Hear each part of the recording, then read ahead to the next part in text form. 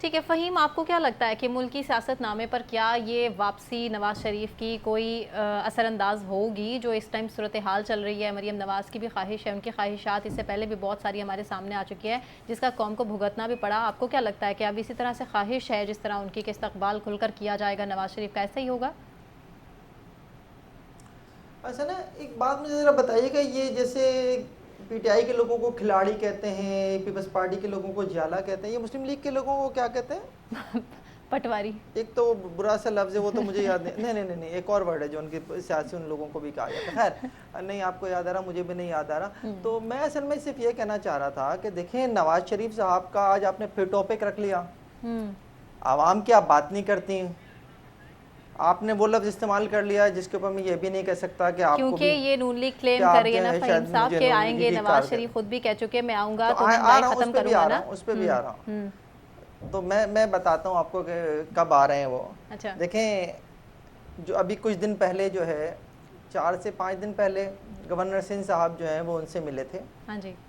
نواز شریف صاحب سے جمعے کا دن تھا، نماز بھی جمعے کی ساتھ ہی پڑھی تھی انہوں نے. جی. اس کے بعد میری ان سے بات ہوئی یہاں سے میں نے انہیں کال کیا، میں نے ان سے تفصیلات پوچھی اس ملاقات کی. صحیح. اس ملاقات میں نواز شریف صاحب نے گورنر سنگھ صاحب سے یہ کہا کہ وہ اکتوبر میں واپس آ جائیں گے. ٹھیک ہے.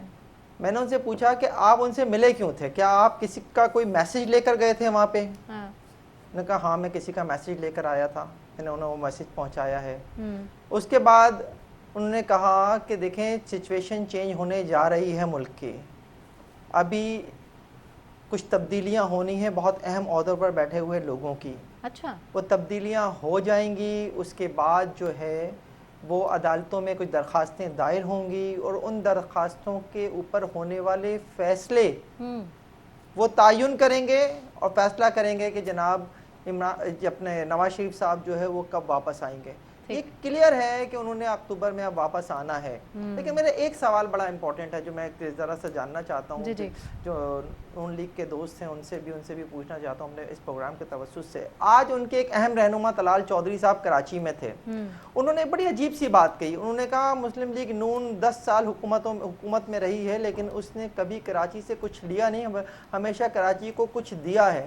وہ جو کچھ دیا ہے نا وہ مجھے نظر نہیں آیا، وہ مجھے سمجھ نہیں آیا. ہاں لیا مجھے ضرور یاد ہے کہ 70% ریونیو سال کا کما کے کراچی دیتا ہے. وہ جو آپ نے لیا ہے وہ آپ کو نظر نہیں آ رہا، اور دیا کیا ہے آپ نے. آج بھی کراچی کے جو حالات ہیں اور کراچی کا جو انفراسٹرکچر تباہ ہے یہ سب جو ہے ان 10 سالوں میں ٹھیک ہو سکتا تھا.